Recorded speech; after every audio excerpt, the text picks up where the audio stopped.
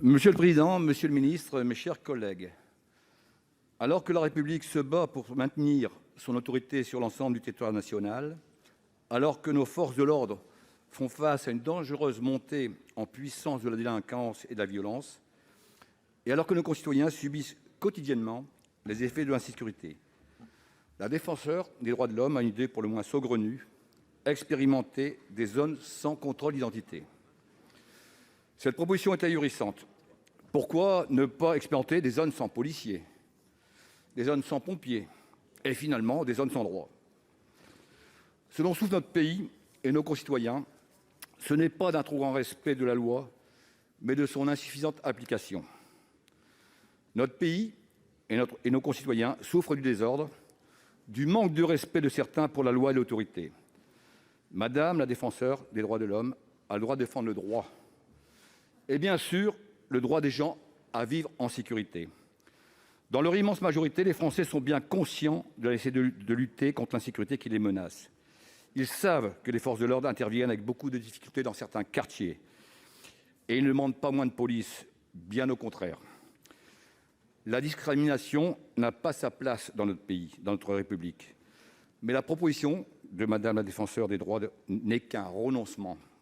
Une République à deux vitesses, où les lois s'appliqueraient selon les quartiers. Elle contient une assignation insupportable.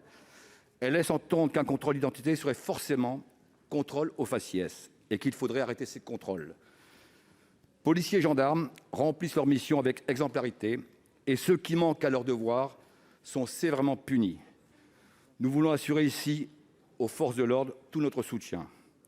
Monsieur le ministre, pouvez-vous nous confirmer que cette expérimentation n'aura pas lieu, car il est vital d'assurer l'autorité de l'État dans tous les territoires de la République? La parole est à Monsieur le Premier ministre. Monsieur le Premier ministre, vous avez la parole.